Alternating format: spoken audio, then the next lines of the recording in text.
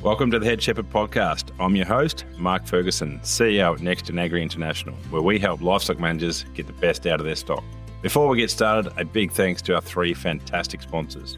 Allflex, part of MSD, perhaps better known as Cooper's Animal Health in Australia, offers one of New Zealand and Australia's largest livestock product portfolios with a comprehensive suite of animal health and management products. Heineken is a one-stop shop for wool harvesting and animal fibre removal. The Heineken team have a deep understanding of livestock agriculture, backed by Swiss engineering and a family business dedicated to manufacturing the best. ProA Livestock Equipment have been delivering industry-leading livestock handling systems to producers across Australia, New Zealand and beyond for the last 25 years to improve on-farm safety, efficiency and profitability. We are grateful to our sponsors for their support, helping us bring Head Shepherd to you each week. And now it's time to get on with this week's episode. Welcome back to Head Shepherd. You're with Ferg. Great to have you listening along. This week on the show, it's me chatting ram sales. So just walking through what we've seen in the New Zealand ram sales and some of the traits that have become fairly important over the last 12 months and a bit of commentary around what we see happening in the industry. It's a little bit New Zealand specific, but it's just a window as in what will happen in a few months' time when things kick away in Australia. Similar things happening in New England, although we don't get up there for those ram sales. But I thought we'd cover that today. So we're doing this episode just me talking to camera, which we do every now and again to bring my voice to the show rather than asking questions. So talking ram sales. So what have we seen this year? We've seen a really massive importance of the health traits, and maybe it's self-fulfilling prophecy or something that we obviously encourage our clients to look hard at those traits. But we've seen, particularly over here in New Zealand, where triple drench resistance is pretty real on lots of farms. So worms are a major focus. Labour is getting more and more difficult to find. So things like DAG become important. Obviously, fly strike associated with DAG is important over the summer months. So they're the things that people are in focus on. Feet is also been a big focus. The conditions over in New Zealand have been actually quite wet over summer since early before Christmas. Things were starting to dry out. Things were starting to get look a little bit tight for store lambs. Around Christmas and beyond, it's been most places have enjoyed lots of rain. Some have been not enjoyed it. There's been too much.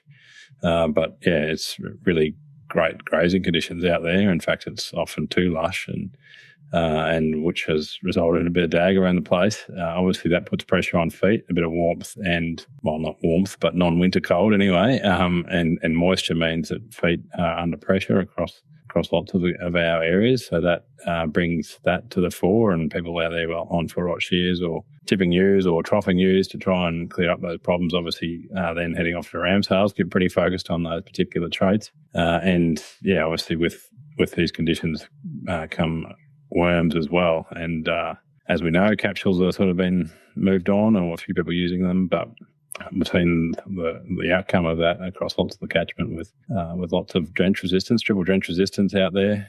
And so when people have rocked up to ram sales, they've firmly focused on those traits. Lots of sales that have gone pretty well for generally, but the rams that turn up with really good health traits are the ones that's sought after. Wool quality is always a focus. It's pretty hard to sell a ram that doesn't have white wool of some description.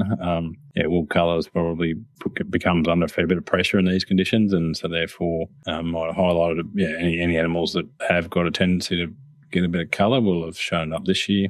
So that's been a bit of a feature as well. It's obviously not easy for a ram to rock out with something that's beautiful white wool and low worms and low DAG and low foot rot. That's the sort of eternal challenge, I guess. And there's to land a compromise. But definitely we've seen a really strong push towards those health traits. And obviously quality wool's always, or white wool particularly, is always a bit of a focus. A lot of the places we work, the carcass traits are kind of locked in, so sort of no real feature of those necessarily. They're demanded, but mostly they're kind of already locked in a lot of places, so you can kind of buy across the catalogue without looking at them too much. Growth has been there or thereabouts in terms of what people have been looking for. People don't really want low growth animals, but I don't think they're paying a premium for super high growth animals. I think it's more around those health traits this year. we've seen at the Ernst Clue ultrafine sales some really strong demand for those rams. That particular ultrafine market has been really strong in recent years, and people are starting to really lock in on that. Those that have got the U flocks that can lock in on that are starting to realise the power of genetics, I suppose, to make some incremental gains, and that part of the game where every 0.1 of a micron is worth lots of dollars when you're down in the 12s, 11s. And genetics can obviously offer that, dropping a few points of micron matters. And so, we saw that ultrafine sale as strongest it's ever been with a top of 15K. Beautiful pole ram offered by Ernst Clue with negative worm egg count and some nice carcass trades. So, a really cool ultrafine ram. And obviously hit some pretty strong demand. And that was great to see. We don't often see merino ram prices in New Zealand hit 15 grand. So that was great to see. I guess it's quite a unique breeding program. The rest have sort of looked more on the health trades.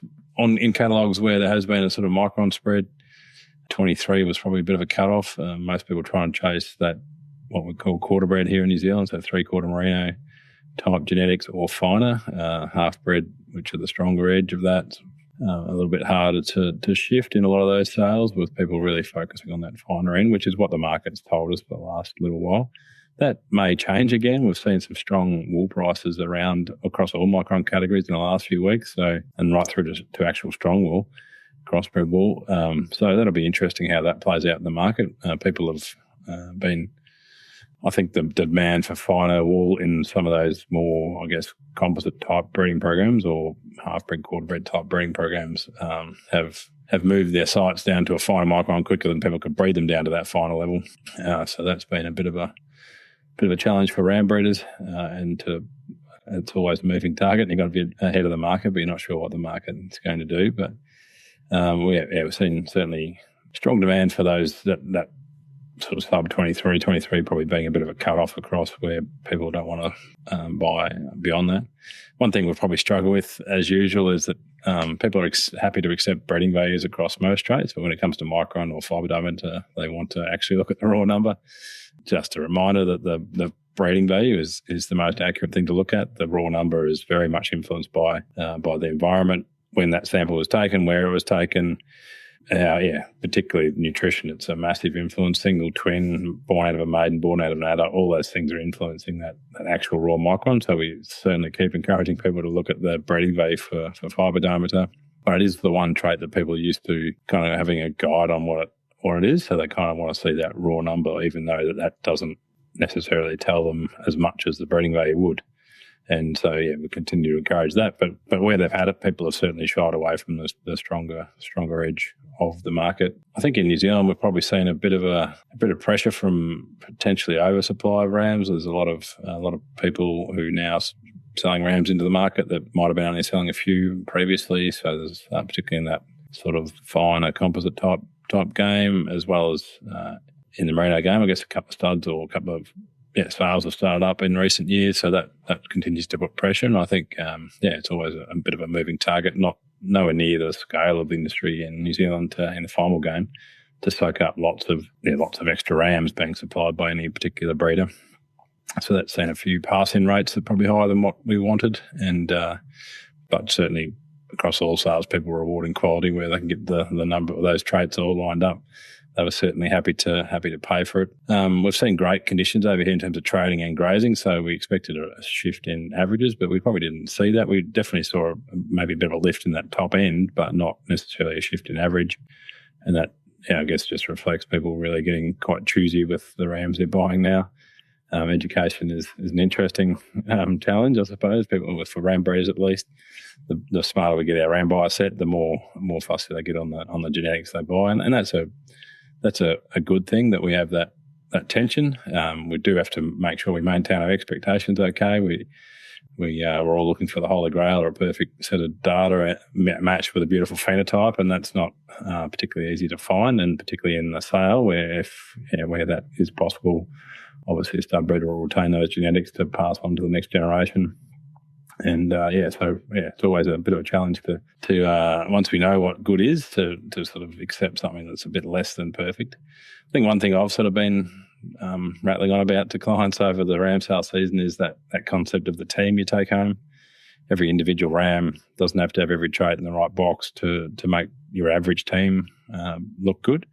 And I guess when we think about the genes passing into that next generation, what gets passed on is the average of your ram team. So one ram might be a little bit back in growth or back in fleece weight or one of the traits that's important to you, but it'd be made up by another one that's might be higher in that trait but a bit lower in something else. And so the average is actually what you're buying. When you're buying one bull, it's kind of different because you've got a small cow herd, and then one bull can matter. But when it comes to rams, if you've got a few sheep around you, that individual ram is nowhere near as important as the average of the team. So you can accept a few traits, and that's where our indexing for our commercial clients has really come to its own, where we index them up and rate them based on that. And even though an animal might, in a previous world where we were using cut-offs and stuff, we would have said, oh, well, we don't buy that animal because he's outside our range. But because he's got strength across the other aspects, on average, he's actually bringing something to the table. So that's been certainly something we've focused on this year, is to think about the average team rather than any individual in it. Obviously, we all want those perfect individuals, but they're not easy to find. I think that's a really important factor. Obviously, within that, you want to maintain some consistency of type. You don't want to be throwing progeny all over the place. If you're the typical, I guess, one of the things you see quite clearly is high growth, low fat muscle animals being quite framey and rangy, and then quite different if you go for high muscle and fat, and maybe the same growth or lower growth, quite a different body shape. And so if you take those two different animals home, yes, on average, they'll do what you want, but you'll be looking at a ram team with a fair bit of variation and potentially some progeny with some variation. So trying to get a bit of a type in those ram teams is something that everyone would like to do. We're no different, particularly when it comes to wool type, to match where they're going. So we are trying to do that as well. I guess it's a bit up past the sort of the Romney selling and the strong wool selling game. I think we still, the same sort of concepts there, where the health traits are becoming important. Eczema up north, obviously facial eczema being a big focus, but we're seeing, across all breeding programs, all these labour-saving, time-saving traits are really coming to the fore, and breeders in some areas are scrambling to make sure they get those improvements made, and others are sort of maybe tidying up other aspects, having sorted out some of those health traits. It is a challenge to get all these things going together. One other thing that I guess has always fascinated me and continues to keep me a little bit intrigued, and I've been guilty of it in the past, is the challenge of transparency, and one of the things we very heavily encourage our stud breeders to do, our clients, is to measure as much as they can in terms of the traits that are important to them and their clients. So try and get really good data on the things that are mattered to them and their clients. And then the other thing we like to strongly encourage is to actually be transparent with that and let people know what that data is. So put that data in the catalogue, whether it's good, bad, or otherwise. It is what it is, and make sure people have the information available to them to make their choices. And I guess we've seen maybe that bite a few people this year, where animals that weren't perfect for a particular trait, maybe that was foot rot or worms or whatever, got pretty harshly dealt to with in the market. I guess the challenge for me is, and I'll tell you a story in a second about back in the days when I was buying Port Dorset rams, but the challenge of being compared with animals with no data. So you go to a sale, they've got all the data, and you say, oh, that one's no good because it's got positive worm egg count. Then you go to the sale the next day that's got no information, maybe a micron, maybe a fleece weight and a body weight or something, no actual genetic information, and you buy a ram because he looks good, yet he could be twice, 3 times, 4 times worse for that worm egg count breeding value or for all the traits that matter to you, yet there's no information, so you just make the call, you must be okay. And I remember very vividly at the Melbourne show where they used to sell Port Dorset rams, or it was a sort of a terminal breed type sale. Me and my brother Tim and Brian Hurley, Boots, were down there to try and buy our next super sire. This was in 2002 or 3 maybe, after I'd moved to Hamilton. So it would have been my mid-20s and probably before really being full bottle on breeding values, and probably in the time where I was sceptical of data and sceptical of breeding values. And I remember we were looking around the rams, and you'd see a ram with lamb plan information on it, and it might be might be low growth or low muscle or something, and you're going, oh, that's a bit rough. We wouldn't buy that one. And then you go to the next pen that didn't have any data available, and it looked amazing, and you're sort of going, oh, we should buy that one. But you're always, I don't think we actually bought any that day, but I do reflect back thinking that it's so easy when you don't have the data to make a decision, because you're just looking at the structure and the type, and that becomes really, really easy. But trying to match that with data is the big challenge in breeding, and we see that every now and again where you get sort of let off the leash a little bit, where you've been going through animals with data all day, and then you get a few come through that haven't got data, and then you can just go with your gut feel and what you think, and you're making that call, and it's a massive relief in your brain, because you're not having to compute heaps of information all of a sudden. Yet you're not actually doing much of a job, because you are completely dictated to by all the environmental factors that have driven that animal to be what it is. But it's easy, and it makes you feel pretty comfortable. But knowing what we know now, obviously we don't do it that way, other than when we have to, because we don't have any information. But I think in ram sales, it's been, I guess. Yeah, it's always frustrating, I guess, to be honest, when we see animals that have no data getting good demand or stronger demand than animals that have data that mightn't be perfect, because it just makes no sense that the risk taken of an animal with no information is way, way higher than one taken where you know what its problems are, and therefore, maybe you kind of know what you're dealing with, whereas if you don't, you're just absolutely guessing. So I think all of you out there who's lining up to buy rams in the winter or spring in Australia, seriously, the people that are doing really well in this game, the people that are making genetic gain commercially, the people that we deal with, that we see going from strength to strength in their sheep and not just reproducing the stuff they've had for 15 years, are those that are using the data to its full advantage, and those that have worked out which traits that they want to maximise, and they're going out there and they're doing it, and they're seeing the rewards from it commercially in terms of some of the health traits and some of the savings, as well as some of the productivity gains. So I know it's pretty obvious for me to say breeding values work, but they do, and they're powerful. And if you can get them, get them. If never get yourself convinced that those sheep are great because they look great, because often that's just an amazing environmental manipulation that the industry is pretty good at in some parts, where they can feed them, house them, look after them, or just run them on good paddocks and make them look amazing, trim feet. There's a lot of that going on out there. None of our clients, but there's plenty of people out there, well, none that I know of anyway, but there's people out there who are definitely trimming feet, and so people thinking they're getting a great foot shape when it's just been manicured to be that way. Lots of challenges, I guess, out there. But I guess the other thing worse than having no information is what we've seen a bit this year, with people picking and choosing what they put in the catalogue, and you can say it's an error, or you can say it's deceptive. Some of the traits they're really not good at, they just don't put in the catalogue, and I think that's a pretty risky thing to do as a business. We've seen some people do that, and I think that's probably the worst sin, when if you've got people who have triple drench resistance and are fighting for worms, and you've got that information on your animals and you're not putting in the sale catalogue. Yes, you can find on Sheep Genetics, so it's not completely non-transparent, but it's not in the catalogue, and so it's not being highlighted for people to see, for those that aren't as well educated in the breeding values and how you would find that on Sheep Genetics, just haven't had that opportunity. That is, that's a bit of a concern, where we see, and we've seen animals with really, really quite bad data that you can find in the database, but in the catalogue it looks like they're great, because you only put the traits in there that look good. So I guess buyer beware. If there's information that you think you need and you can't find it, get in touch. We can help you find it.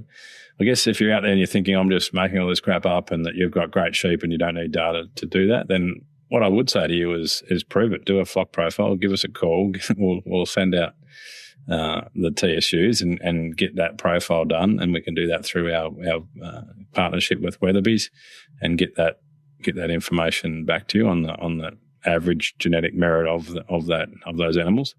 And inevitably, you'll be surprised that they'll be good for something, and they will not be good for some other things. And so if you've been buying rams and you haven't had the information available to you to do that, to use those breeding values, then big opportunity to use genomics to actually look at what your flock's up to and tell you your strengths and weaknesses. We've been doing a bit of that in New Zealand. There's obviously heaps of that done in Australia, and it's always great to see what that average is, and it's a great benchmark. You can do it again in 3 to 5 years.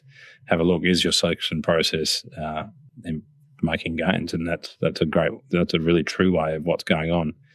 Just to clarify how that works, so the DNA is matched to so DNA from the individual animals is taken. So TSU is taken, sent away, get the DNA, get that turned into a genotype through genomics processes.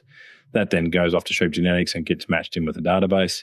And because there's lots of animals that have known phenotypes that have been measured for the stuff, and they've also had their DNA, and there's a big database of that, essentially it goes and says, well, we know that this little portion of DNA does this for this particular trait, and those weightings get applied, and you end up with a genomic breeding value for those animals, or as a flock. And you can actually get that on individuals as well now through our neXtPredict service if you wanted to do that as well. So you could actually do your individual ram team as well to give you a guide of what's going on within them and rank them within themselves as well. But I think if you haven't been able to get information, then you owe it to yourself and your business to have a look.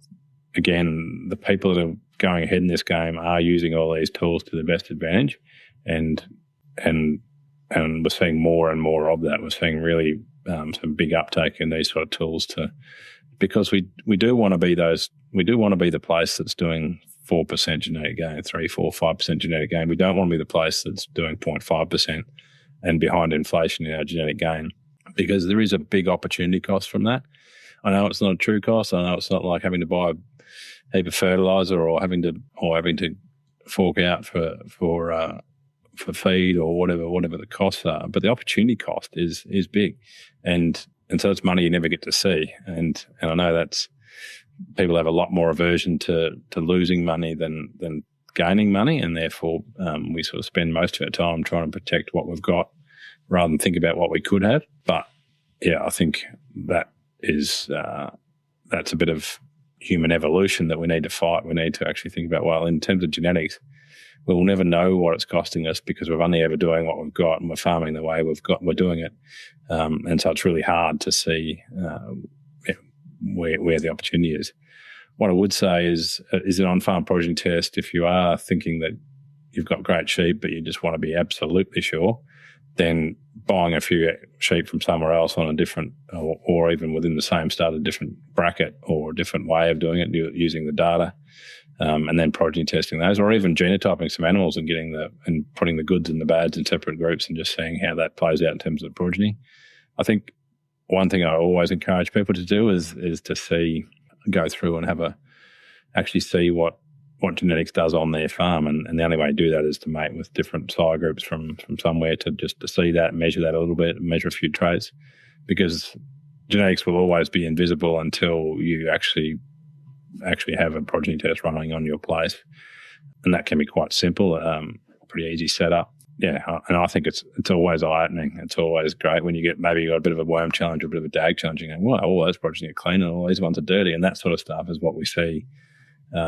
I guess we work with stud breeds all the time, and so we get to see that sort of stuff all the time. But commercially, you can actually set yourself up to see lots of this information as well. So, again, that's something that I think is important. But, I guess summing up, this season has seen health traits as being a big focus, and I know I bang on about that all the time. But it's massively important in sheep genetics, and we've got some work going on to really crank that up further. Hopefully, we're in discussions at the moment to try and really get into this health traits even more and add the immunity stuff to that as well. More to come on that. And then secondly, be really, really careful with if you're judging animals based on no information, and you've got ram breeders who are not being transparent and not offering you the information. I think you need to be asking the questions and getting the full lots of information that matter to you. It's in your best interest to know exactly what you're dealing with and what those traits are, and just because you don't spend all day looking at genetics like we do, and you don't know the websites like the back of the hand, doesn't mean you can't get that information and shouldn't get that information. And then thirdly, flock profiling, using the DNA, get in touch with any of our next-gen staff to have a look at that as an option to hone in on what's either going on in your flock or what's going on in your ram team, and start to use that information to the best you can. I want to sum up today with a thank you to Phoebe Eckerman. Phoebe's leaving us this week, so by the time this is out, this week anyway, Phoebe finishes up. Phoebe's been a great contributor to NextGen over the last couple of years. She's always got a smile on her face and always been willing to get her hands on and get the work done. Phoebe's off to play with cows, which has been her passion the whole time. We knew that when we took her on. We obviously do a bit more sheep than cattle, but are getting into the cattle world a bit. But yeah, just wanted to publicly acknowledge Phoebe's efforts and work, and thank her very much for her efforts over a time at NextGen Agri, and wish her all the best for the future. Righto, we'll finish up there and look forward to any comments or any thoughts, and we'll be back next week with another episode of Head Shepherd. Thanks for listening, and thanks again to our 3 fantastic sponsors. Heinegger, who are proud world leaders in the manufacturing and supply of professional sheep shearing and clipping equipment. Allflex Livestock Intelligence, part of MSD Animal Health, offer extensive livestock product portfolio focused on animal health management, all backed up by exceptional service. ProWay Livestock Equipment offer turnkey solutions from design through to professional installation, and specialise in facilities that are tailored to your specific operation for all livestock species. We thank these 3 great companies for their ongoing support of the Head Shepherd podcast.